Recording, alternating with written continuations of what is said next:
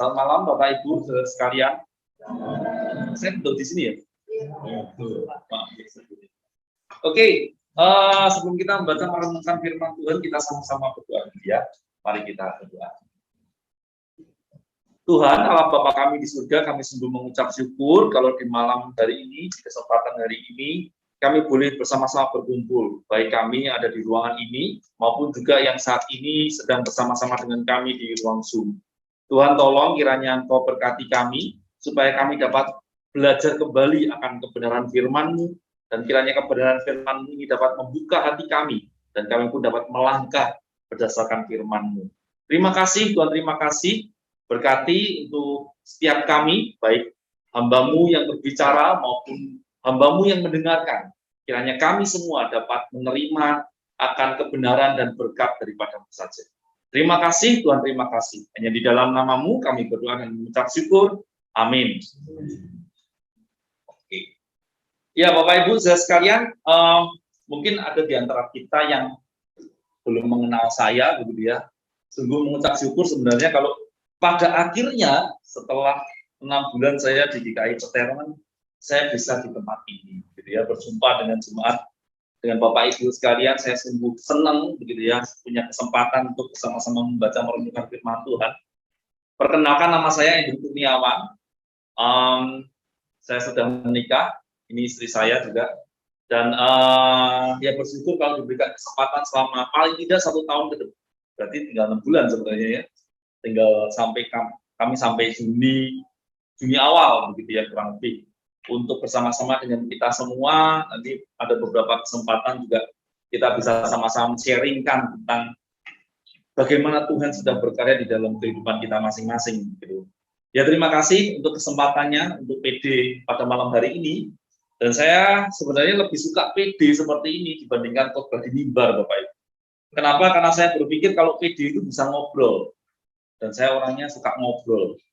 Oleh sebab itu nanti kalau waktunya habis, tolong dikasih tahu, karena saya suka ngobrol, ya. Apalagi kalau sudah, waduh, sharing ngalor ngidul gitu, wah, semuanya karuan tak babar ya. Mungkin kita besok cuti kerja ya, alasannya vaksin gitu kan ya. Jadi Bapak Ibu, nanti kalau seandainya saya kebanyakan ngomong ya, kebanyakan ngomong bisa di-cut. Dan juga saya senang kalau seandainya kita bisa sama-sama ngobrol, maksudnya men-sharingkan tentang pergumulan kita, apalagi ini saya paling nggak bisa dengan ini ya, memandang hormat dan kasih karena saya belum punya anak, Bapak Ibu. Jadi saya nggak bisa cara mendidik dengan kasih itu kayak gimana. Nah jadi Bapak Ibu sekalian mungkin bisa men-sharingkan, lu anakku, mungkin ada yang sama, lu anakmu lu getol kawan, nganyol ke gitu kan kalau Jawa Timur bilang gitu. Ya jadi kita bisa sama-sama sharing dan mungkin kita bisa saling menguatkan, memberikan tips and trick bagaimana supaya kita bisa mendidik anak, bahkan kita sebagai anak pun bisa menghormati orang tua kita. Nah, Bapak Ibu sekalian, kita akan sama-sama membuka dari Efesus pasal yang ke-6 ayat yang pertama sampai dengan yang keempat. Efesus pasal yang ke-6 ayat yang pertama sampai dengan yang keempat. Saya akan membacakannya bagi kita semua. Hai anak-anak, taatilah orang tuamu di dalam Tuhan, karena haruslah demikian. Hormatilah ayahmu dan ibumu. Ini adalah suatu perintah yang penting, seperti yang nyata dari janji ini, supaya kamu berbahagia dan panjang umurmu di bumi. Dan kamu, bapak-bapak, janganlah bangkitkan amarah di dalam hati anak-anakmu, tetapi didiklah mereka di dalam ajaran dan nasihat Tuhan. Bapak Ibu saudara sekalian, ini adalah bacaan yang sebenarnya sudah kita kumpulkan di ibadah minggu yang lalu, begitu ya.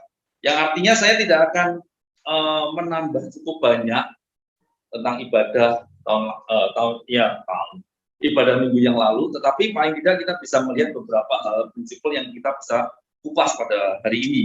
Dan saya lebih suka nanti ketika selesai, begitu ya, kita bisa ngobrol, kita bisa tanya jawab, kira-kira apa sih pergumulan kita masing-masing dalam kehidupan kita.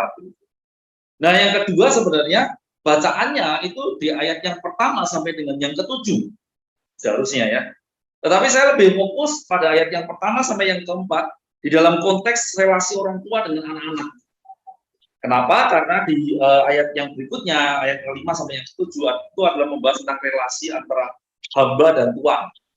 Nah, sedikit bocoran sebenarnya bahwa Paulus bukan berarti menghendaki yang namanya hamba. Ada yang sekarang ada bupati itu kan pakai kerangkeng gitu. Kerangkeng itu budak jadi budak, bukan yang begitu. Paulus tidak menyetujui akan hal itu. Tetapi justru Paulus ingin kasih tahu, karena zaman dahulu mempunyai budak itu adalah hal yang biasa sebenarnya. Nah, kalau kamu sekarang punya budak, hati-hati, tidak sembarangan. Jangan perlakukan budakmu itu seperti binatang. Tidak. Makanya Paulus kasih tahu, hai tuan-tuan. Nah, gitu, Bapak Ibu ya. Jadi konteksnya adalah tentang relasi antara hamba dan tuan di ayat yang ke-5 sampai dengan yang ke-7. Dan saya harap tidak ada yang menjadikan anaknya sebagai hamba ya. Tidak ada, atau orang tua sebagai hamba, tidak ada. Semoga tidak seperti itu, Bapak Ibu. Nah, kita akan sama-sama membahas akan ayat yang pertama sampai dengan yang keempat. Nah, Bapak Ibu saudara sekalian, kita tidak memungkiri bahwa sebenarnya ada gap besar, jurang besar antara orang tua dan anak kita, antara kita dengan anak-anak kita. Bahkan kita sebagai anak-anak itu merasa ada jurang besar, kayak seolah-olah orang tua kita tuh nggak paham gitu. Kita tidak memungkiri akan hal itu. Ya jelas saja karena kita punya beda angkatan yang sangat luar biasa besar. Gap itu terlihat di dalam sebuah angkatan yang ini contoh Bapak Ibu ya. Saya akan memaparkan sebenarnya ini kita bisa cari di internet di mana aja. Dan ini hanya 1-2 sumber yang saya kutip begitu ya, dan Bapak Ibu bisa cari sendiri dan mungkin ada berbeda versi, tetapi kurang lebih akan jadi sama.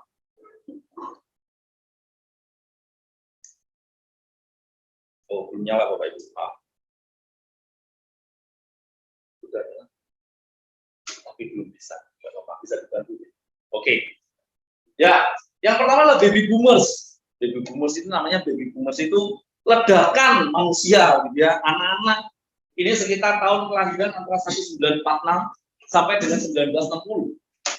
Makanya kalau di kelahiran tahun yang seperti ini biasanya saudaranya banyak.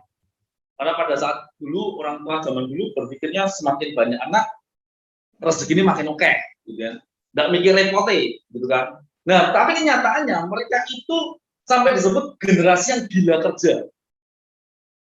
Tidak suka dikritik, nah, tetapi suka mengkritik generasi muda. Karena kurangnya etika kerja dan komitmen terhadap tempat kerja. Mereka tuh tidak seneng.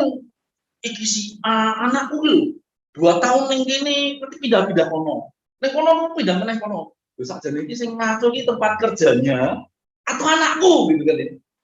Karena mereka pada zaman dulu kelahiran tahunnya ini itu kerjanya loyalitasnya tinggi. Mati-matian Bapak Ibu. Yang baik adalah meskipun begitu, di balik sifat mereka yang suka bekerja keras, mereka itu punya tujuan penting, yaitu untuk membahagiakan keluarganya, terutama anak-anaknya. Pak Popos, enggak apa-apa, aku kerja banting pulang enggak apa-apa. Yang penting anak-anakku berhasil. Enggak apa-apa, aku enggak sekolah, enggak apa-apa. Yang penting anak-anakku bisa sampai kuliah, jadi orang pintar. Enggak peduli. Padahal anaknya 12. Setiap malam main bola ya. 12 kan. Tinggal cari musuh tetangga-tetangga. Ternyata tetangga juga anaknya 12. Wah, main bola enggak selesai-selesai Bapak Ibu ya. Jadi itu generasi baby boomers. Ada di antara kita yang mungkin baby boomers kelahiran tahun sekitar 1946 sampai 60. Ayo ngaku enggak perlu ya. Kelihatan loh. Ya masih muda betul.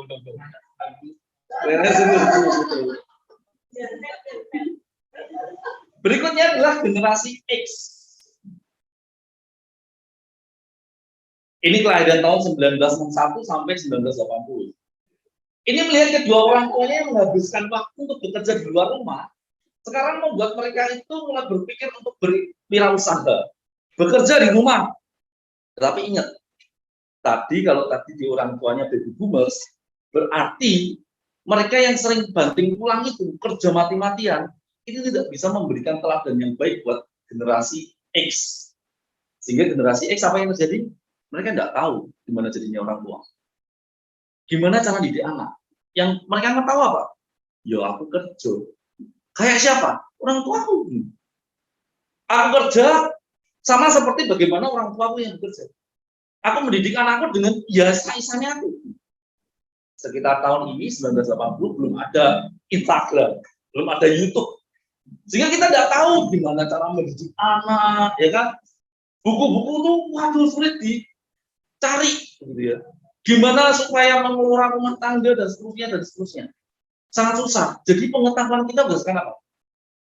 Apa yang diajarkan orang tua kita.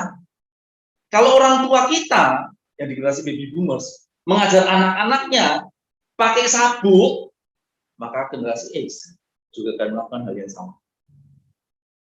Ada di generasi X? Nah ini sudah mulai ya rasanya. Sudah mulai kelihatan ini. Berikutnya adalah generasi Y. Nah ini 1981 sampai 1994. Mereka suka bekerja, suka berpetualangan, dan penuh gairah untuk melakukan hobi yang menjadi bagian penting dan bertumbuh dalam perkembangan pribadi generasi ini. Jadi mereka itu suka bekerja itu menggabungkan antara pekerjaan dengan hobi mereka. Dan ini majalah Forbes, ya kalau majalah Forbes kita tahu, ini generasi yang lebih dikenal dengan generasi milenial. Ini punya passion yang besar, sangat kreatif, bahkan membuat passion mereka itu menjadi sumber penghidupan. Mulai mikir, gitu ya. Sehingga mereka terkenal dengan apa? Slogan, gitu ya. Kalau kamu capek bekerja, jadikan kerjaanmu itu menyenangkan, sehingga capekmu itu menjadi berharga. Ya kerja kudu seneng ya kudu kerja, jadi bolak-balik. Makanya kalau sekarang ada orang-orang model-model IT itu karena dia suka dan itu menghasilkan buat dia. Ada yang suka nanam. Dulu baby boomers ada yang suka bercocok tanam, kemudian menghasilkan uang. Ini enggak ada. Dulu selalu bekerja, biasanya berdagang, gitu kan. Tetapi tidak, suka bercocok tanam, suka melihara koi, ada yang suka batu akik, nggak tahu sebenarnya. Batu akik biasa, gitu kan sampai mengkilap. Batu akik itu kalau dilihat dari teropong itu kayak tata surya ya Pak, betul ya. Jadi saya pernah tuh suatu kali ya ditunjukin, ya apa, yuk batu akik ya biasa, dipoles, dan cincin itu kalau di ternyata kalau di teropong gitu ya sampai ke dalamnya itu kayak soalnya di dalamnya itu kayak ada apa ya, kayak tata surya gitu, luar biasa. Ya tergantung secara batu akiknya ya, bukan batu kali. Kalau batu kali ya tidak ada apa-apanya. Nah selanjutnya adalah generasi Z. Nah ini 1995 sampai 2010. Ini generasi milenial yang menghabiskan rata-rata 6 sampai 7 jam per minggu di media sosial. Bahkan penelitian 44% dari generasi Z ini memeriksa media sosial mereka setidaknya setiap jam. Luar biasa ya. Mulai nih media sosial. Social Media Week.org itu melihat konsumsi media sosial mereka itu menjadi jalan untuk mereka bekerja. Media sosial. Ketergantungan teknologi khususnya sosial media itu membuat mereka suka dengan hasil yang instan dan cepat. Nah masalahnya itu membentuk mereka menjadi pribadi yang keras kepala dan selalu terburu-buru. Dikasih tahu orang tuanya ngeyel. Yang ngeyel siapa coba? Anaknya ngomong nih. Dikandani kok gitu. Jangan main handphone terus. Duh, ini menghasilkan duit. Waduh. Itu apa? Ada dulu ya? Dulu enggak. Main game itu sekarang menghasilkan duit loh Bapak Ibu. Ada e-sport sekarang didukung oleh negara bahkan. Iya coba. Kita jengkel nggak lihat anak kita main game terus. Wah jengkel loh. Sini kok dulu ke layar, dulu tembak-tembakan nyopur. Ya kan? Tapi itu bisa menghasilkan duit, Bapak. Dulu enggak. Tembak ya mati beneran ya. Enggak dengan tembak-tembakan. Nah ini dia Bapak Ibu, generasi Z. Masih ada lagi satu, yaitu generasi Alpha. Ini kelahiran 2011 sampai sekarang. Lahir di zaman teknologi yang sudah berkembang pesat. Dan sejak dini mereka sudah familiar dengan gadget, dengan smartphone, bahkan laptop. Anak-anak Alpha itu akan tumbuh dengan gadget di tangan mereka sampai tidak pernah bisa hidup tanpa smartphone mereka. Dilansir dari Business Insider, situasi ketergantungan teknologi pada generasi Alpha membuat generasi ini menjadi paling transformatif, ini positif, dibandingkan generasi-generasi sebelumnya. Sekarang, kalau Bapak Ibu mau berdagang, jualan ini dan itu, jalan salah satu jalan yang paling efektif itu melalui sosial media, Bapak Ibu. Saya tidak promosi, tetapi saya jual motor itu dalam waktu setengah jam itu di sosial media cepat banget. Di Facebook itu cepat banget, karena kita ada komunitas kumpulkan jasa aku. Cepat banget. Dalam hitungan jam bisa ada yang deal. Bayang no, dulu jual motor tidak ngasih tahu tanggal, ya ngedol motor, ngedol ini ke Pegadaian, harganya sekian mau pandang, waduh tidak cocok, tidak jadi. Sekarang enggak. Sosial media. Mereka lahir seolah barengan di handphone gitu. Brojol lah, kenapa? Mereka sudah canggih. Sekarang pendidikan, kalau tidak PTN di mana? Di rumah, lewat apa? Zoom. Orang tua tidak mudeng, anaknya lebih mudeng. Jadi seringkali anaknya menipu orang tuanya kan lebih mudeng. Dipikir itu yang benar, tidak apa-apa tapi off cam, belok. Oh sekolah ini nyantai-nyantai, aku dengerin, ini off cam. Orang tuanya tidak mudeng. Off cam itu apa? Mereka lahir bersama-sama dengan sosial media, dengan gadget mereka. Dan sekarang bahkan orang-orang yang lahir di 2011 sampai sekarang, pertama kali bangun bisa jadi yang dicari itu apa? Info. Luar biasa Bapak Ibu ya. Sekarang saya mau tanya nih, Janes. Di mana posisi kita? Ayo lanjutnya. Dan pertanyaan kedua adalah di mana posisi anak-anak kita? Ada berapa generasi jarak kita dengan anak-anak kita?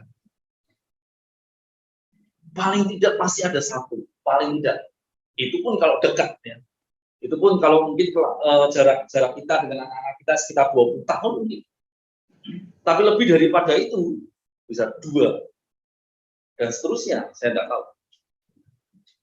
Pertanyaan saya, terus tinggi. Kita tuh tidak lahir di dunia gadget, tapi sekarang gadget tuh mendunia. Kita tidak paham. Sekarang makanya digital ministry itu banyakkan anak-anak muda. Kita susah kalau kita mau Zoom, para orang-orang lansia, komisi usia lanjut, kesusahan kalau mau Zoom, harus perlu diajari.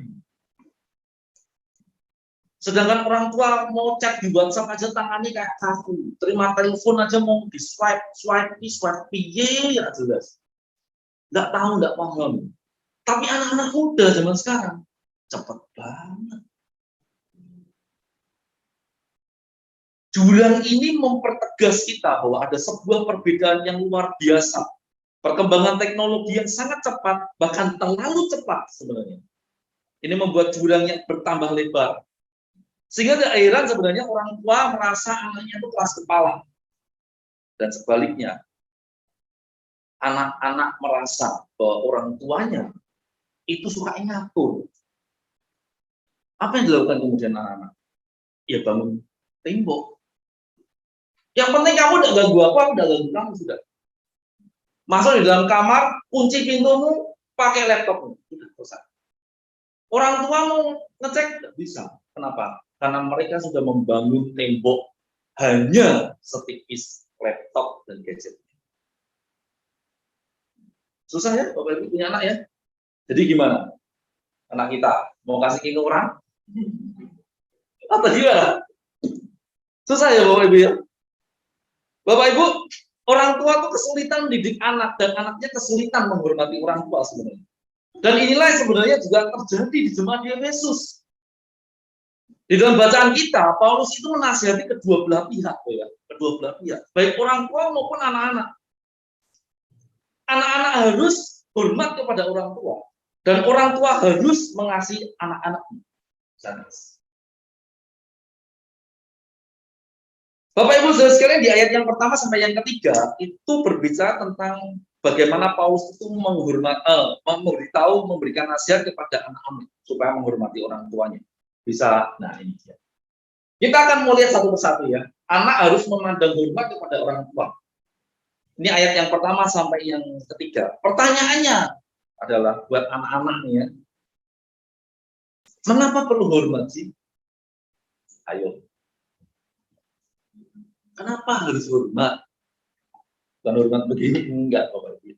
Tapi kenapa harus hormat? Kita sebagai anak-anak tuh, kita sebagai anak kenapa harus hormat?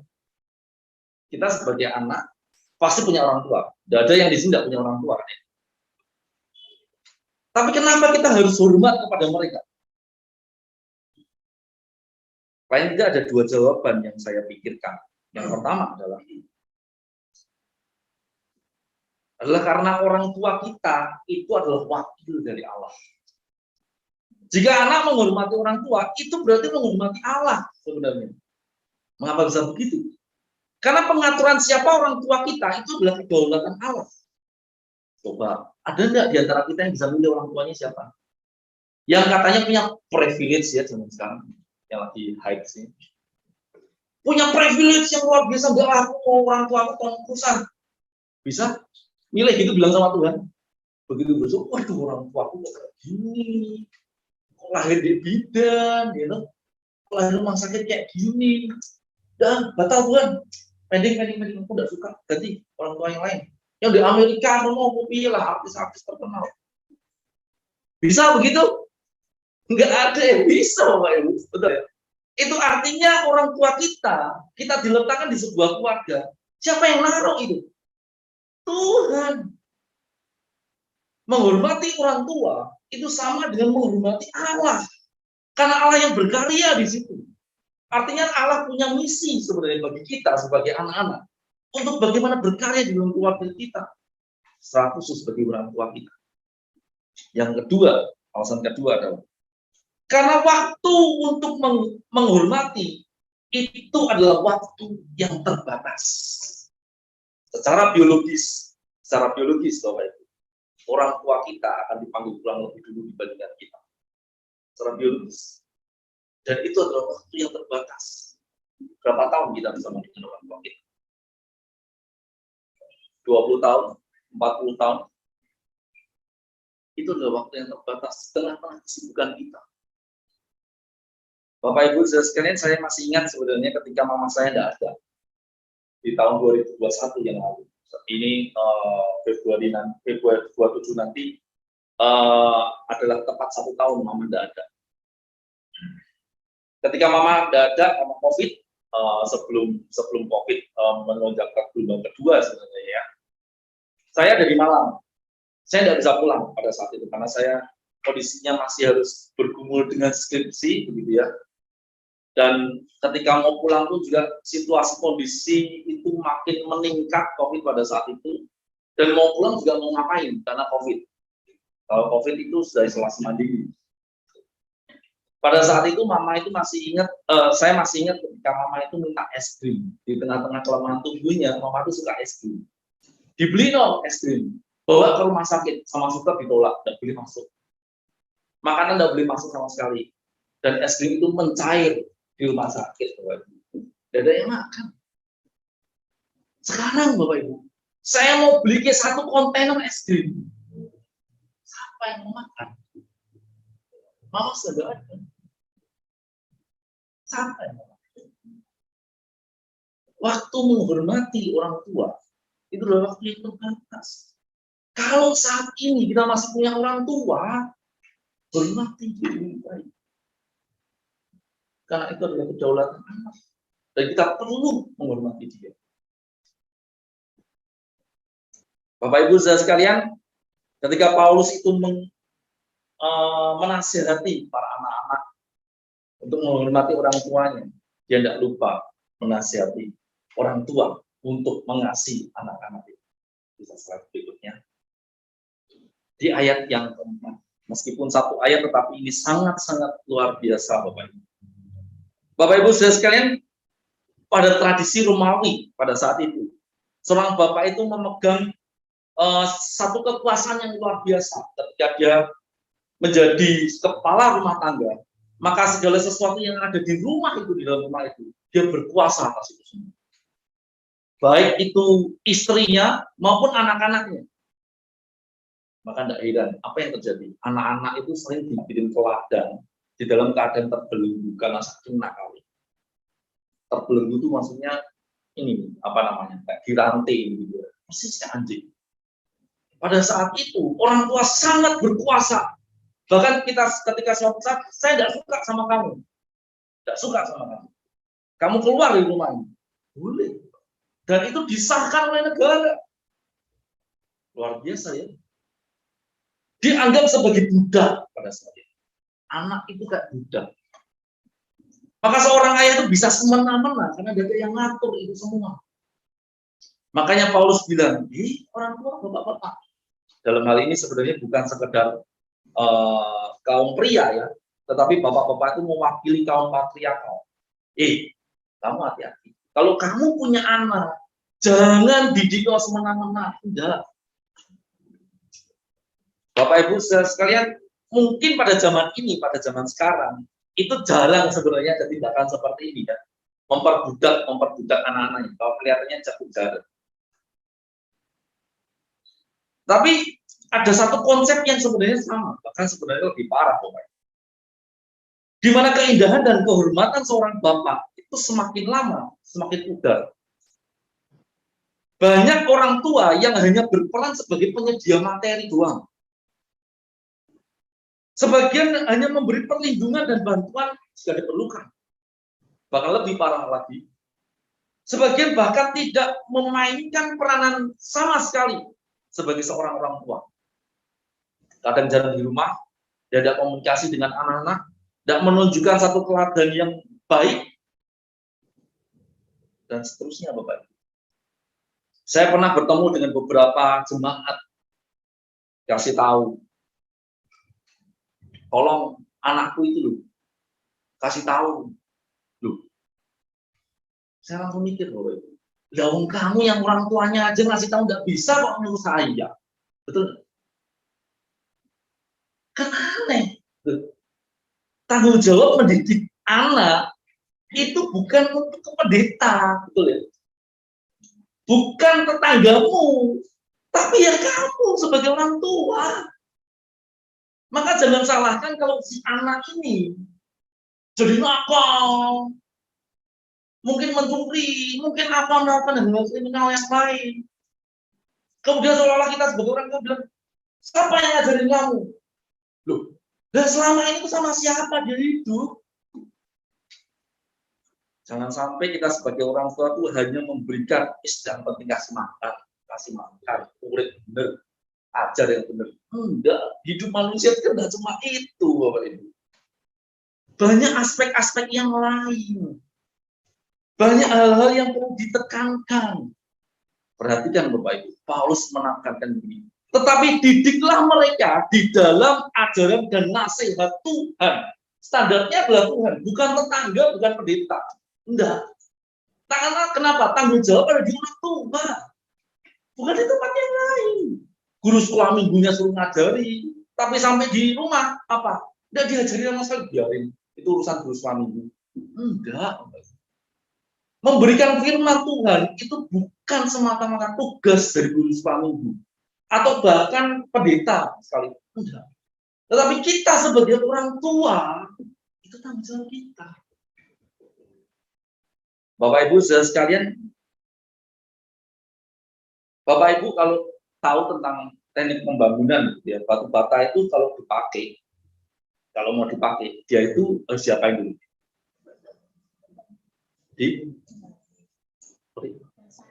Basahi, betul sekali. Kenapa harus dibasahi, Pak? Karena menyerap air, betul sekali. Kalau dia tidak dibasahi, jadi tempelan semen itu akan cepat jadi kering. Dan hasilnya apa? Dia tidak bisa rapat. Tidak bisa rapat. Otomatis jadi apa? Temboknya cepat rapuh. Makanya batu bata ketika sebelum disusun itu harus dikasih air dulu. Entah disiram air atau direndam air. Supaya dia sudah agak basah. Gitu ya. Dia tidak menyerap air yang lain lagi. Dia tidak menyerap air punyanya plesteran itu enggak. Tapi karena dia sudah punya kapasitas air sendiri di dalam batu bata dirinya sendiri. Nah, Bapak Ibu saudara sekalian, kita itu semua, entah anak-anak maupun orang tua, adalah seperti batu bata itu. Kalau kita mau efektif, kita perlu diisi. Pertanyaan adalah, diisi apa? Kalau anak-anak kita tidak kita isi dengan kasih dari Allah, terus diisi apa? Lebih lanjut lagi, di mana dia akan menyedot air itu yang dia butuhkan? Bisa tidak di teman-teman? Bisa tidak di teman-teman sosial media? Bisa tidak di komunitas gamesnya yang itu omong kotor? Bisa tidak di komunitas gamenya yang ternyata, maafnya, pedofil? Ada banyak, beberapa yang lalu kemarin sempat kita ada seminar gitu ya, di gereja tentang ancaman pedofil, cybercrime sekarang. Bisa nyedot sana Bapak Ibu. Kenapa? Karena anak kita ngerasa aku lebih diterima di komunitas itu dibandingkan di keluarga. Aku lebih dianggap anak oleh teman-temanku dibandingkan orang tuaku sendiri. Iya toh. Kok bisa? Oleh sebab itu Bapak Ibu saudara sekalian, mengapa kita perlu mengasihi anak-anak kita? Sejalan dengan itu saya ingin membandingkan keduanya. Karena yang pertama adalah anak itu adalah anugerah yang perlu dijaga. Dan ini juga berbicara tentang kedaulatan Tuhan. Kita tidak bisa memilih anak kita seperti apa. Betul ya? Kalau tadi anak tidak bisa memilih orang tuanya seperti apa, Sekarang orang tua nggak bisa memilih anaknya mau seperti apa. Kita mau mengarahkan A, B, C, D, tapi suatu saat anak kita akan memberontak. Dan mungkin akan jadi sesuatu yang di luar kita. Seseorang yang mungkin tidak kita prediksikan. Dan yang kedua adalah, karena waktu untuk mengasihi anak kita itu terbatas. Betul, secara biologis mungkin kita sebagai orang tua kita akan duluan dipanggil. Tetapi ketika kita dipanggil duluan pun, berarti kita waktu kita untuk mengasihi anak kita juga terbatas, bukan? Itu pun kalau kita dipanggil duluan. Ada beberapa banyak yang sampai detik ini pun kehilangan anak-anaknya. Kita nggak tahu, Bapak, karena ini adalah waktu yang terbatas. Kalau kita punya anak, kasihlah dia dengan baik. Rangkul dia, didiklah dengan baik dengan kasih Kristus. Karena itulah yang terbaik buat mereka. Suatu saat kita tuh akan pergi. Suatu saat akan ada jurang kematian di antara kita orang tua dan juga anak. Terus siapa yang mau jaga mereka? Kalau bukan kasih Kristus, siapa? Orang lain, temannya yang menyesatkan, atau siapa? Barbara Bush, mantan dari ibu negara Amerika Serikat, pernah mengatakan demikian.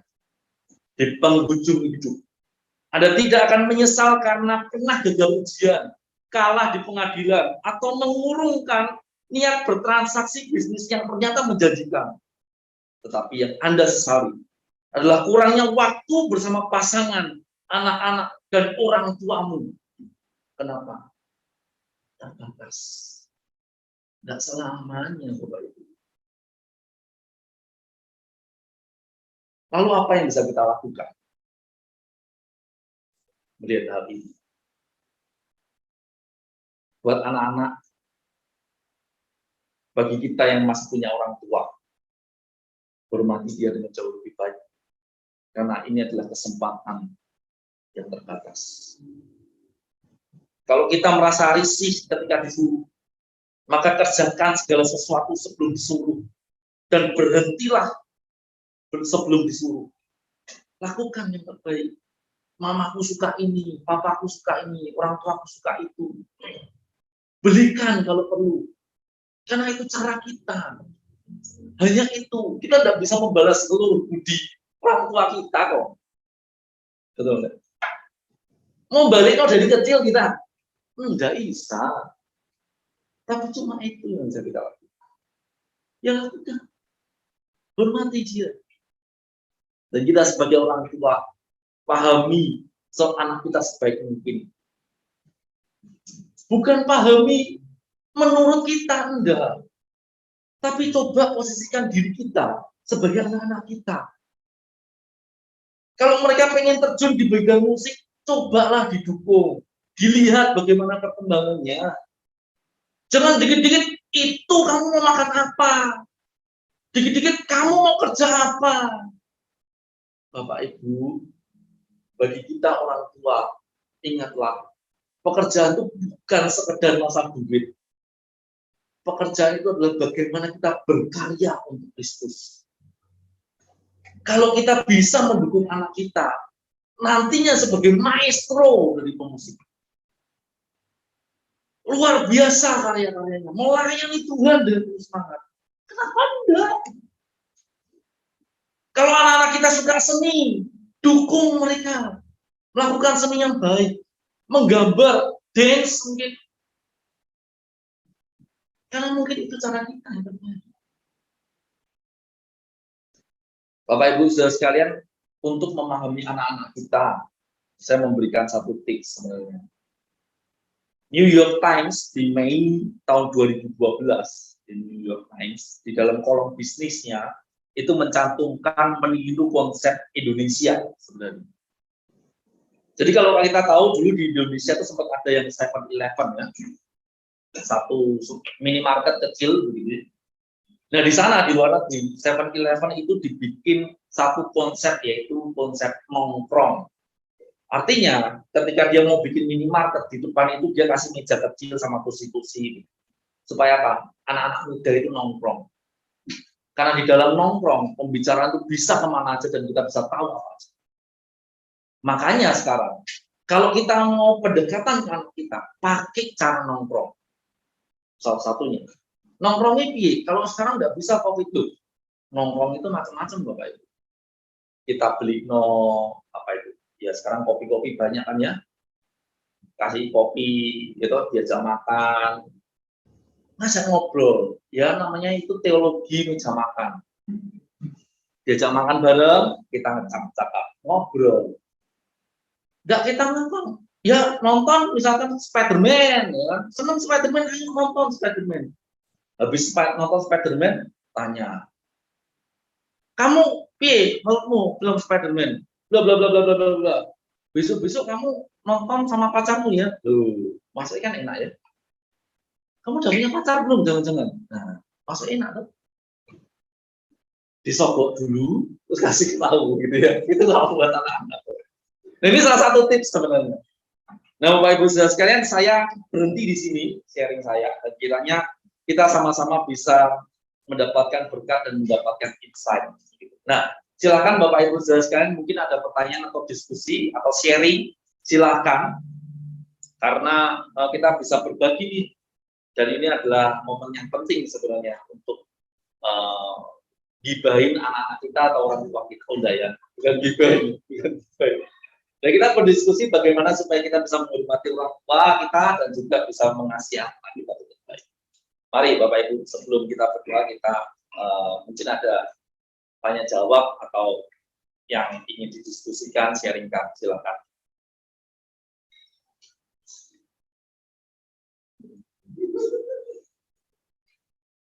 Ada Bapak Ibu? Ya.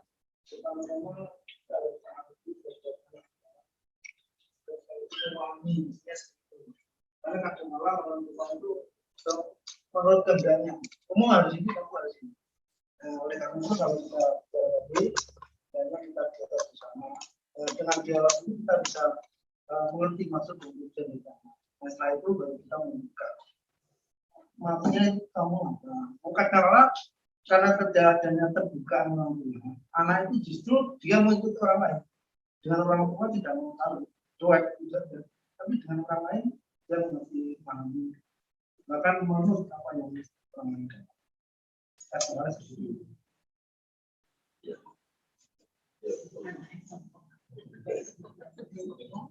Ya benar aku.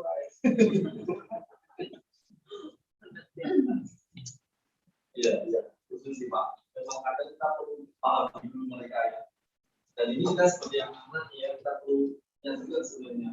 Nah, kalau orang tua sudah mencoba memahami anak, nah kita sebagai anak juga harus sadar bahwa orang tua kita pun juga sedang berusaha memahami kita. Gitu. Saya kok tidak banyak sebenarnya yang terjadi bahwa orang tua kita itu adalah orang tua yang buah hati pol itu kok kelihatannya ya ada beberapa, tetapi kok saya pikir kok tidak banyak begitu. Yang artinya ya mereka mencoba memahami kita anak-anak, tapi dengan keterbatasan mereka. Begitu kan. Nah makanya kita sebagai anak-anak pun juga harus paham mungkin kelemotan dari orang tua kita, gitu. Diajari bolak-balik, suatu kanan makin ngiri terus. Wah, gue kalau mas-mas terus kita rebut infonya kita banting dia kayak gitu juga, gitu kan. Jadi kita perlu paham ya. Jadi orang tua memahami anak-anak, tapi anak-anak pun juga memahami orang tua. Gitu. Jadi harus kedua belah pihak. Gitu. Terima kasih Pak untuk sharingnya. Ada lagi mungkin Bapak Ibu? Mungkin menjadi orang tua menjadi anak bersama-sama dan kita juga nanti sebagai orang tua juga sebagai anak setiap kita. Gitu. Dan apa yang disampaikan oleh Pak Hendri tadi saya kira luar biasa. Gitu. Dari perbedaan itu jenjang generasi itu sudah jadi masalah. Apalagi kebanyakan kita itu kan pencontoh. mencontoh apa yang dilakukan orang tua kita dulu, kemudian coba kita praktikkan, karena yang kita tahu apa yang dilakukan orang tua dulu itu benar gitu kan. Orang tua saya ngajar gitu berarti benar, sekarang tak lakukan, mestinya benar, tapi bagi anak kita tidak benar, karena beda, nggak gitu dulu Pak, sekarang nggak kayak gitu kan. Itu ada anak saya di samping Pak. Jadi saya tidak bisa, tidak berani bilang bahwa saya menjadi orang tua yang baik gitu. Saya tidak berani bilang gitu, karena perasaan ada di anak saya gitu kan. Nah, memang sulit gitu. Tapi yang disampaikan Bapak juga bilang bahwa kita mencoba memahami anak gitu ya. Apa yang kita lakukan semua pasti yang terbaik buat anak. Saya kira juga tidak ada orang tua yang jahat, itu nggak ada. Saya kira tidak ada. Kalau toh mungkin ada kekerasan misalkan, itu hanya efek-efek gitu ya, tapi bukan maksudnya dia adalah seorang yang jahat atau menjahati anaknya, saya kira tidak. Kecuali orang tua yang punya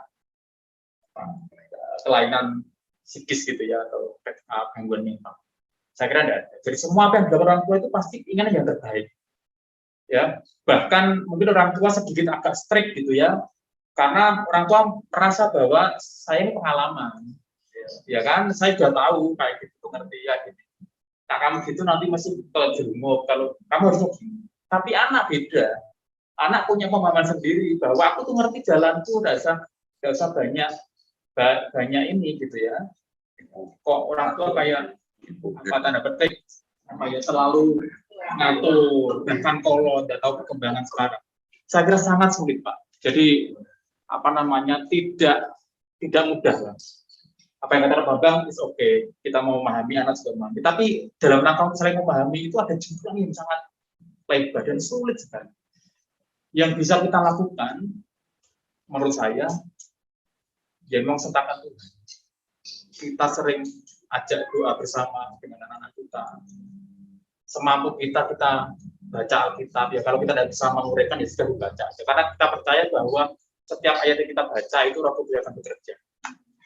Dan kalau kita membangun satu persekutuan gitu ya, walaupun juga bolong-bolong, tetapi setidaknya itu adalah momen untuk kita bisa dekat dengan anak juga dekat dengan kita. Bahkan mungkin saya berharap anak-anak juga mengingat, orang tua juga mencoba untuk tadi role-nya Tuhan itu yang mau disampaikan, walaupun sangat terbatas, dan jadi tadi jurang pemahaman ya dan sebagainya itu yang tapi ya itu tadi sertakan Tuhan, libatkan Tuhan. Seperti tadi yang Bapak sampaikan juga, kita tidak tahu anak-anak kita sudah kita bekali dari rumah luar biasa menurut kita gitu ya, tetapi di luar kita tidak ngerti. Bahkan mungkin anak-anak yang kita sudah coba bangun sedemikian rupa, ya ternyata besok menjadi orang yang sangat berbeda, ya sangat kontra sekali bisa jadi. Tetapi setidaknya ya kita sudah mencoba dan mengusahakan itu bersama dengan Tuhan. Jadi saya membayangkan apa yang disampaikan Bapak, saya tadi ya ngenes gitu ya, ngenes dan ya memang begitu kenyataannya. Dan saya kira pergumulan kita semua, dan ya puji Tuhan, firman Tuhan malam ini semua tumbuh menguatkan, dan ya kita dapat masukan yang luar biasa. Terima kasih Pak. Ya, saya masih ingat ketika saya itu generasi milenial ya. Baik ya, generasi baik. Dan saya ngomong sama ke anak-anak pemuda remaja pada saat itu. Saya itu ketika itu berbagi pengalaman. Kalau zaman dulu itu kan anak-anak kalau main itu kan ke dolan ke tetangga gitu kan, main sama anak-anak itu betengan misalkan gitu ya, zaman dulu masih ada betengan. Betengan itu mesti kalau maghrib itu mesti orang tua saya mau manggil. Kan lihat, hati-hati, culik kan gitu kan. Nah, saya sharing itu sama anak-anak waktu itu, sama anak pemuda. Dan apa reaksi mereka? Mereka mikir, boy, diculik, diculik, kok nggak pernah ya sekarang ada gitu. Culik setan kan dulu kalau maghrib kan katanya bunyi.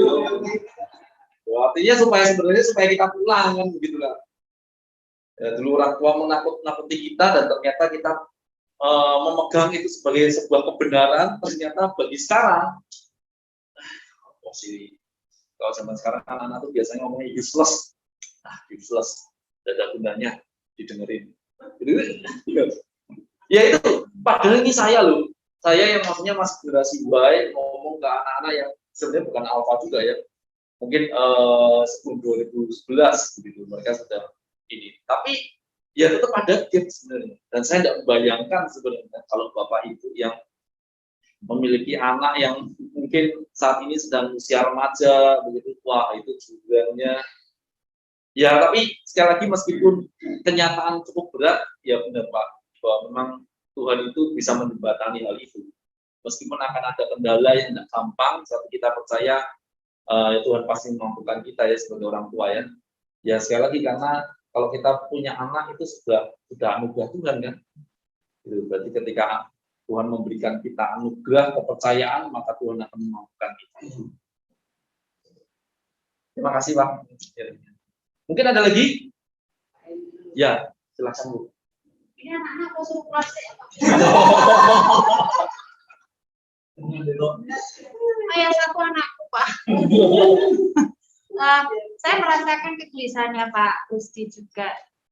Jurang antara orang tua dan anak itu dalam. Bahkan kadang jurang antara papa mama itu juga dalam. Kadang kita menerapkan disiplin yang berbeda karena kita dibesarkan dari orang tua dan latar yang belakang yang berbeda Pak Andrew. Jadi mamanya pengennya anaknya begini, papanya nanti pengennya begini, itu sudah konflik tersendiri. Nah itu kita masukkan peti aja lah, selesaikan di next materi mungkin ya Pak Andrew ya. Nah yang saya mau tahu, saya itu kan generasi saya kelahiran 90-an. Kenapa ketawa? Sementara kan. Saya generasi yang tidak mengenal nongkrong Pak Ibu. Yang mau saya tanyakan, kalau generasi anak saya ini seumuran ini, sekarang ini di luar sana itu sedang ada apa dengan anak-anak seperti ini? Katakanlah ancaman apa yang sekarang sedang ada di luar sana, sehingga supaya saya ngerti, karena terus terang saya nggak pernah keluar. Kalau Pak Andrew dan Ci Ellen mungkin kan sering nongkrong sama anak-anak muda, keluar ngobrol, kegelisahan mereka itu apa sekarang dengan umur-umur segitu-gitu gitu loh Pak Andrew. Ya pertama memang remaja itu usia yang mencari identitas. Jadi artinya identitasnya belum settle. Maksudnya bukan berarti saya siapa. Ya saya tahu saya siapa, tapi maksudnya ngapain saya begitu.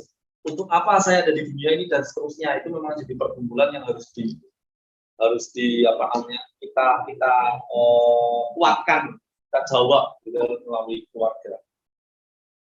Itu yang ada di dalam dirinya, dan mungkin masih banyak gitu, tapi saya singkat adalah itu yang paling urgent sebenarnya. Itu yang di dalam dirinya ya. Sedangkan yang di luar yang mengancam itu, waduh saya tidak bisa sebutin satu-satu, tapi percayalah Bu bahwa dosa itu juga kreatif. Artinya sangat luar biasa, dan itu saya tidak bisa bayangkan. Dulu itu misalkan ya kemarin sebenarnya waktu ketika dibahas tentang cybercrime. Mungkin kalau Bapak Ibu ada yang pernah mendengar, yang juga turut mengikuti Pak Puryanto ya, kekerasan seksual, di mana dia itu, jadi sekarang itu kan kalau di Instagram itu ada endorse ya. Mungkin kalau kita amatin itu endorse, mungkin kalau kita lihat Instagram anak kita itu udah upload apa-apa, tapi isinya kayak nyangkut jualan, yang namanya paid promote. Paid promote tuh gini, jadi aku pengen mempromosikan jualanku dong. Nah, aku minta tolong jadi satu Instagram kelompok, misalkan sekarang itu yang terjadi di keponakan saya itu di ini Unika, jadi Katolik itu Universitas Unika itu dia itu satu angkatan. Yuk dalam rangka penggalangan dana kita paid promote, artinya kita cari dana. Jadi siapapun yang mau dipromosikan itu ngasih tahu, kemudian dipromosikan, itu satu angkatan di Instagram. Bayangkan satu angkatan ada 100 gitu kan, jadi 100 Instagram itu mempromosikan satu produk yang punya kita pikir untung kan ya, wah ini kesempatan yang mempromosikan. Tapi ada orang-orang yang jahat Bapak Ibu, jadi menggunakan kesempatan promote itu dengan berbagai syarat-syarat yang mungkin melecehkan pada akhirnya, pada ujung-ujungnya sebenarnya melecehkan. Di endorse-nya apa? Pertama pakai baju, yuk pakai, ini aku ada baju nih, biasanya cewek-cewek, ini aku ada baju nih, kamu pakai, aku mau, terus foto selfie, supaya aku bisa melihat ukuran bajumu tuh yang mana, gitu kan, supaya aku bisa melihat nanti pas apa enggak, ini itu kan mempromosikan usahaku nih kan. Dan saya bilang begitu, saya minta begitu, kemudian dia mulai selfie, waduh, kok enggak cocok ya, coba kirim lagi yang baru. Dari yang kumpul-kumpul sampai ngepres gitu, sampai minim, difoto satu-satu. Nah, kemudian sudah disimpan, aku bilang, kasih lagi misalkan, yang kemudian, aku gini deh, minta tolong fotomu dari belakang tapi telanjang aja. Pelan-pelan rupanya. Ya, ujung-ujungnya kemudian ngancem, aku udah punya fotomu loh, kamu udah ngikutin aku, apa yang aku perintahkan, tak bilang no orang tuamu. Kita sebagai orang tua, begitu melihat misalkan, loh, kok foto anakku? Apa reaksi kita? Nah, ke siapa? Karena kita udah. Makanya anak kita jadi takut, tambah takut. Apa yang terjadi? Anak kita nggak akan ngomong lagi. Karena itu pikiran anak kita.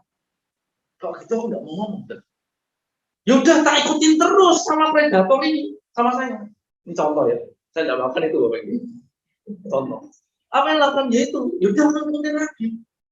Makin lama apa? Video lah apa dikirim semua. Terus diancam terus, disudutkan terus. Kamu nggak mau nuruti, tak kasih orang tua. Kalau enggak tak upload di sosial media yang jauh lebih besar, gimana coba? Kita sebagai anak, kalau Bapak Ibu memposisikan diri sebagai anak, terus kita mau gimana? Ngadu ke orang tua dia mau loh. Iya coba. Ngadu ke siapa sekarang? Kalau udah ke orang tua kita. Nah makanya, nah itu baru satu loh. Sosial itu baru paid promote ya. Baru masalah endorsement. Nah, ini kan macam-macam ya. Sekarang anak-anak kita tuh pintar cari duit soalnya. Baru endorsement macam-macam. Ada yang kenalan lewat games, game online itu. Chatting minta di add friend dan seterusnya, di situ perbincangannya diarahkan. Mungkin tidak minta anak kita untuk telanjang dan seterusnya, tapi mereka ini predator ini mengirimkan foto orang telanjang. Gimana Bapak Ibu? Nah maksud saya adalah begini Bapak Ibu. Kita tidak bisa menghalangi tantangan itu terjadi di dalam lingkungan kita. Ke depan akan jauh lebih banyak tantangannya dan dosa sekali lagi akan menjadi sangat kreatif. Mungkin Bapak Ibu sudah pernah tahu yang namanya teknologi VR atau sekarang ada metaverse. Beberapa waktu yang lalu ada berita muncul seorang wanita diperkosa di metaverse. Bayang no, saya tidak bisa bayangin. Kisaran nih. Wanita diperkosa di dunia metaverse. Bapak Ibu tahu metaverse? Metaverse itu dunia maya. Makanya kalau sekarang, nah ini, saya sering banyak ngomong Bapak Ibu, jadi mungkin saya akan banyak ngomong. Bapak Ibu kalau punya Facebook, punya Instagram, punya WhatsApp, itu sekarang logo di depannya adalah Meta, betul ya? Itu adalah metaverse kecil, prototype yang dibikin oleh Mark Zuckerberg, ya bahasanya maaf kalau salah. Itu hanya prototype, artinya itu adalah sampel kecil, dunia metaverse yang sederhana sekali, menghubungkan antara tiga dunia ini, antara Instagram, WhatsApp, dan juga Facebook. Artinya apa? Ketika kita bisa upload di Instagram, maka itu otomatis nyambung ke Facebook dan bahkan bisa ke WhatsApp. Itu kemudahannya, betul. Tetapi di dunia digital yang seperti ini, itu semakin marak. Dan bayangkan, kalau seandainya bukan tiga provider ini, bukan sekedar tiga aplikasi ini yang digabungkan, tetapi ada jauh lebih besar sehingga membentuk sebuah dunia sendiri. Saya tidak bayangkan. Makanya sekarang ada VR itu pakai kacamata doang. Masuk begini, ceklek, saya bisa ada di gereja, padahal di rumah. Saya bisa ada di Bali tanpa harus ke Bali, karena ada ini. Dan ini 4D semua, ya. Enak ya? Enak. Tidak usah gereja. Betul. Lalu bayangkan seandainya kalau anak kita, maaf nih ya sekali lagi, masuk ke rumah pelacur, hanya dengan kacamata. Iya coba. Saya tidak bayangkan. Saya tidak bisa. Ya terus terang saya tidak tahu akan ada ancaman apa lagi, gitu ya. Ketika kita tidak bisa membeli, ketika kita tidak bisa memprediksi ancaman yang ada di depan, tapi satu hal yang kita bisa proteksi. Kita proteksi anak kita dengan baik. Kalau kita tidak bisa melihat serangan dari luar, maka kita pertebal defense-nya dari anak kita. Hanya itu caranya. Dan apakah itu jamin? Tidak, maaf sekali. Tidak. Makanya kita selalu perlu berdoa buat anak-anak kita. Karena hanya Tuhan yang bisa memberikan proteksi yang jauh lebih baik dibandingkan kita. Jadi Bapak Ibu ya, maaf sekali lagi saya tuh, ini jadi jam berapa ini ya? Jadi banyak ngomong, nggak mungkin Bapak Ibu nanti kalau ada kesempatan lain atau mungkin setelah ini bisa ngobrol-ngobrol. Saya sangat senang sekali bisa berbagi pengalaman dan juga mungkin ada banyak hal juga yang perlu saya pun juga sadari, perlu saya pun juga belajar. Saya sangat senang ketika saya bisa mendengar cerita dari Bapak Ibu saudara sekalian. Itu kita tutup dalam doa dulu ya. Mari kita berdoa. Tuhan Allah Bapa kami di surga, kami sungguh mengucap syukur untuk diskusi kami pada malam hari ini, untuk perenungan kami, Tuhan di tengah-tengah pergumulan kehidupan, kami tidak tahu apa yang akan terjadi ke depan. Banyak tantangan, akan banyak kesulitan, hanya Engkau Tuhan yang bisa melindungi kami semua. Bukan sekadar anak-anak kami, bahkan diri kami sendiri. Bukan sekadar orang tua kami, bahkan diri kami sendiri. Tuhan tolong, berkatilah kami dan lindungilah kami. Dan kiranya kami pun dapat terus mengingat Engkau, kebenaran firman, sehingga kami dapat berdiri tegak di tengah-tengah lingkungan yang bengkok. Terima kasih Tuhan, terima kasih. Berikan kami kepekaan, berikan kami hikmat, untuk kami dapat mengenal orang tua kami, untuk kami dapat mengenal teman-teman kami. Hanya di dalam nama-Mu kami berdoa dan mengucap syukur. Amin. Terima kasih Pak Ibu.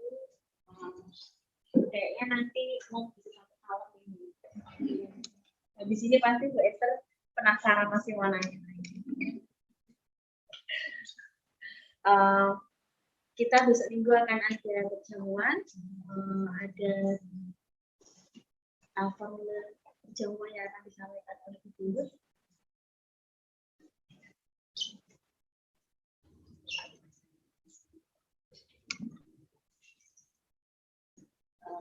Selamat malam semua rekan-rekan. Saya minta maaf, seharusnya minggu lalu pada waktu ibadah ya dibacakan oleh penatua, tapi rupanya terlupakan begitu ya. Nah ini sekarang sebelum kejadian betul, maksudnya sebelum kejadian kita perjamuan suci besok minggu, mungkin saya perlu membacakan persyaratan untuk perjamuan kudus begitu ya. Kita akan sama-sama merenungkan. Pada tanggal 6 Februari kita akan merayakan perjamuan kudus. Untuk menyambut perayaan itu, mari kita mempersiapkan diri. Kita tundukkan diri sejenak dan memeriksa diri masing-masing.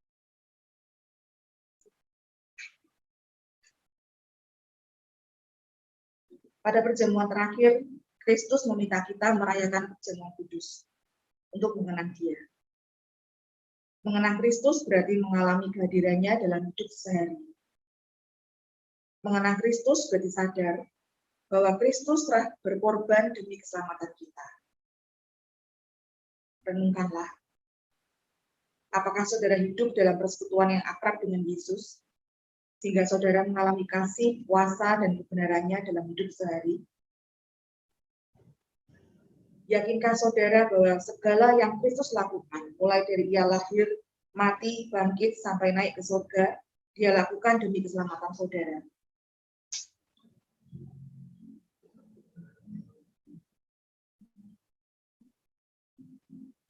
Pada perjamuan terakhir, Kristus memecah roti dan pengkacauan, lalu membagikannya pada murid-muridnya. Dengan menerima roti dan air anggur, simbol tubuh dan darah Yesus, para murid dipersatukan dengan Kristus. Yesus menjadi kepala, sedang kita adalah tubuhnya. Renungkanlah. Sudahkah saudara menjadikan Yesus sebagai kepala, pemimpin saudara dalam hidup pribadi, berkeluarga, bergereja, dan bermasyarakat? Sudahkah saudara hidup dalam kasih terhadap saudara seiman, yang adalah sesama anggota tubuh Kristus?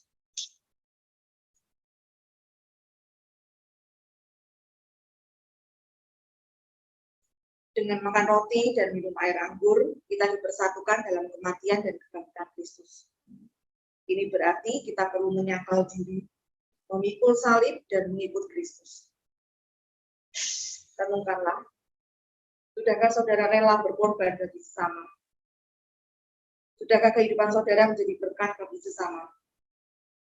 Apakah saudara peduli pada kebutuhan mereka, menyuarakan kebenaran dan keadilan, serta berjuang menciptakan damai sejahtera dimanapun saudara berada?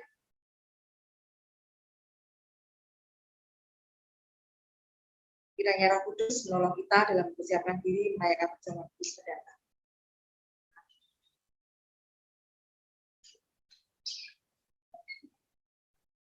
Mari Bapak Ibu sekalian, kita sama-sama tundukkan kepala, kita berdoa untuk mempersiapkan diri untuk perjamuan kudus hari Minggu esok. Mari kita berdoa. Tuhan, kami bukanlah manusia yang sempurna di mata-Mu. Ketika kami banyak melakukan kesalahan, kami merasa hina, bahkan kami tidak layak. Namun kami percaya bahwa Engkau sendiri yang boleh melayakkan kami. Bahkan ketika kami harus menghadap Engkau, memakan roti, meminum anggur, Tuhan, hanya Engkau yang melayakkan kami. Dan saat ini, kami mohonkan Engkau untuk terus berkarya bagi kehidupan kami, mempersiapkan hati kami, mempersiapkan diri kami. Terima kasih Tuhan, terima kasih untuk kesempatan, undangan yang Kau berikan kepada kami. Dan kiranya kami boleh menghayatinya dengan lebih baik. Hanya di dalam nama-Mu kami berdoa. Amin. Kita akan mengikuti doa syafaat. Kita akan berdoa untuk yang pertama, bangsa dan negara di sekitar pandemi, yaitu Kota Semarang, PTN yang dihentikan itu selama 2 minggu ke depan. Karena saya ngajarnya di kabupaten, jadi belum ada SE-nya, jadi pengumumannya masih tetap PTM. Ya semoga situasinya segera membaik. Terus yang kedua, untuk Bajang Pudak Payung, untuk proses pendewasaan dan persiapan Paskah. Untuk doa syafaat ini, saya minta kesediaannya dengan kasih Gunarti untuk berdoa bangsa dan negara dan situasi pandemi. Dan yang kedua, untuk proses pendewasaan dan persiapan Paskah di Bajang Pudak Payung, kita tolong dengan kasih Pak Rusdi, kemudian nanti akan tutup. Begitu Bapak Ibu, kita akan memulai berdoa dari Gunarti, Pak Rusdi, lalu berdoa.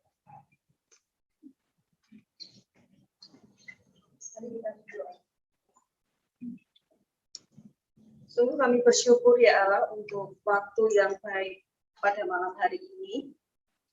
Bukan suatu kebetulan jika kami ada di tempat ini dengan menikmati firman yang luar biasa buat kami. Tuhan mampukan kami sebagai orang tua supaya kami tetap memberikan teladan yang baik buat anak-anak kami, apapun ancaman yang datang dari luar, kami percaya jika kami melibatkan Tuhan dalam setiap apa yang kami kerjakan untuk anak-anak kami, maka Tuhan akan memproteksi keluarga kami masing-masing, supaya anak-anak kami juga dalam perlindungan Tuhan. Jika malam hari ini kami boleh menaikkan doa syafaat, kami mohon Tuhan menyucikan hati dan pikiran kami, melayakkan kami untuk kami boleh menyampaikan setiap pergumulan kami. Bapa dalam surga, kami berdoa untuk kondisi bangsa dan negara kami saat ini. Tuhan, Engkau sangat tahu apa yang menjadi pergumulan kami bersama, situasi yang sungguh membingungkan dengan kondisi COVID-19 ini, Tuhan. Anak-anak sudah sempat menikmati sekolah mereka dan untuk saat ini sudah ada surat edaran untuk kembali mereka kemungkinan besar akan PJJ. Dan ini membuat kami sebagai orang tua juga harus kembali memulai rutinitas yang sungguh berat karena sebagai seorang guru tidaklah mudah. Untuk itu Tuhan, mampukan kami sebagai orang tua supaya kami tetap kuat, tetap sabar. Tuhan berikan hikmat supaya kami boleh mendidik anak-anak kami. Mari Tuhan, hanya dengan kekuatan-Mu, kami akan mampu melakukan hal yang baik. Kami berdoa khusus untuk para pemimpin kami, dari Bapak Presiden Joko Widodo sampai aparat yang ada di RT. Tuhan, kami mohon pertolongan-Mu supaya mereka boleh melakukan hal yang boleh menyenangkan hati Tuhan, memberikan kesejahteraan bagi kami semua, supaya kami sebagai bangsa boleh saling bergandengan tangan, supaya kondisi yang saat ini kami rasakan boleh teratasi dengan pertolongan Tuhan. Mari Tuhan, segala masalah-masalah yang terjadi atas bangsa kami, bencana di mana-mana, dan hal-hal lain yang membuat kami secara kedagingan kami merasa takut, tetapi kami mempunyai Tuhan yang akan memegang kendali hidup kami, memegang kendali atas bangsa kami. Untuk itu Tuhan, proteksi bangsa kami supaya kondisi yang kurang baik ini kami tetap mengandalkan Tuhan. Dan para pemimpin kami boleh bekerja dengan rasa takut akan Tuhan. Terima kasih Bapak, terima kasih. Hari-hari ke depan tentunya tidaklah mudah, tetapi kami percaya bahwa Tuhan akan terus pegang kami, menjagai kami, dan tentunya kami tidak akan pernah Tuhan tinggalkan. Demikian untuk bangsa dan negara kami. Hanya di dalam nama Tuhan Yesus kami telah berdoa. Ya Tuhan, kami bersyukur untuk gereja Bajeng Budak Payung yang Tuhan adakan buat kami, sehingga kami boleh bersama-sama saling melibatkan diri di dalam setiap pelayanan yang ada. Tuhan, kami bersyukur untuk setiap perkembangan gereja kami. Kami berdoa untuk setiap jemaat Tuhan yang ada di dalamnya. Tuhan berkati, jikalau mereka di dalam pergumulan masing-masing. Tuhan yang lebih tahu apa yang mereka rasakan dan alami saat ini. Berkati jemaat Tuhan yang mungkin saat ini sedang sakit, bahkan mungkin sedang terbaring di rumah sakit yang kami tidak tahu. Tuhan kiranya Engkau hadir bersama dengan mereka, sehingga mereka merasa tidak sendiri dan bahkan Tuhan menjamah mereka melalui segala upaya yang dilakukan dan itu menjadikan sembuh bagi mereka. Kami juga berdoa bagi jemaat Tuhan yang mungkin sedang mengalami pergumulan di dalam hubungan relasi, di dalam keluarga, baik hubungan relasi suami istri, anak dan orang tua, dengan saudara, bahkan dengan tetangga sekeliling. Tuhan juga hadir bersama dengan mereka, menolong, berikan solusi jalan keluar. Dan biarlah kasih Tuhan itu yang menjadi utama, sehingga setiap permasalahan yang mungkin ada, itu semua beres oleh karena Tuhan dan kasih-Mu. Ya Tuhan, jikalau di dalam pergumulan finansial, ekonomi yang mungkin sekarang memang sulit, karena dampak pandemi, Tuhan juga tolong. Tuhan bisa melakukan apapun untuk menolong jemaat Tuhan yang sedang mengalami kesulitan ekonomi. Melalui segala daya upaya yang mereka lakukan, kerjaan yang mungkin masih ada. Dan apapun itu menjadikan sumber berkat dari Tuhan sendiri untuk berkati keluarga-keluarga jemaat Tuhan yang dalam pergumulan perekonomian. Ya Bapak, kami juga bersyukur untuk gereja Tuhan yang sekarang ini juga dalam rangka untuk menuju pelembagakan untuk menjadi gereja yang dewasa. Tuhan, ada banyak hal yang harus kami lakukan untuk persyaratan administratif, tapi lebih daripada Tuhan, biarlah semangat untuk menjadi dewasa tidak sekedar gereja menjadi dewasa secara kelembagaan, tapi justru jemaat Tuhan yang ada di dalamnya itu semakin dewasa di dalam Tuhan. Dan biarlah semangat untuk menjadi dewasa bukan hanya datang dari pengurus, bahkan mungkin dari gereja induk, tapi semangat itu ada di dalam setiap jemaat Tuhan. Sehingga mereka akan bersama-sama dengan pengurus, bersama dengan MC dan bahkan gereja itu boleh mengupayakan untuk benar-benar gereja Bajuk Payung menjadi gereja yang dewasa. Dan ada banyak tanggung jawab setelah itu yang harus kami terima sebagai gereja dewasa. Sehingga jemaat akan semakin hari semakin dibangun di dalam iman dan percaya mereka di dalam gereja ini ya Tuhan. Kami masrahkan setiap panitia, setiap teman-teman yang terlibat di dalam proses pendewasaan ini Tuhan berkati, sehingga pada saatnya tepat sesuai dengan waktu yang Tuhan kehendaki, maka Bajuk Budak Payung akan menjadi GKI Budak Payung. Kami pasrahkan semuanya Tuhan hanya di dalam Kristus Tuhan kami. Amin. Ya Tuhan, kami sungguh mengucap syukur untuk kesempatan kami boleh bersama-sama mengucapkan setiap doa-doa syafaat kami. Kiranya Engkau sendiri yang boleh mengabulkannya sesuai dengan kehendak-Mu dan sesuai dengan waktu-Mu yang tepat. Terima kasih Tuhan, terima kasih. Hanya di dalam nama-Mu kami berdoa dan mengucap syukur. Amin.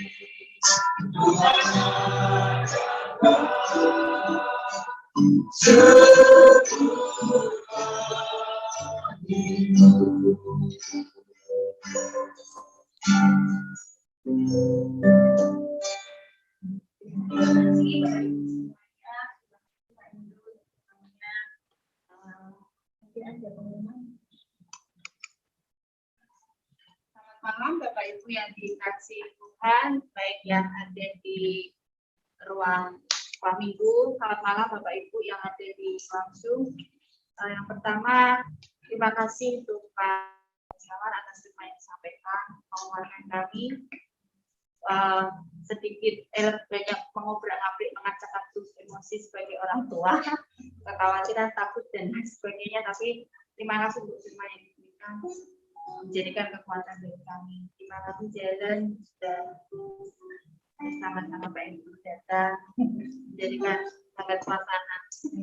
Terima kasih Kak Citra pelayanannya hari ini. Kak Yesin, terima kasih.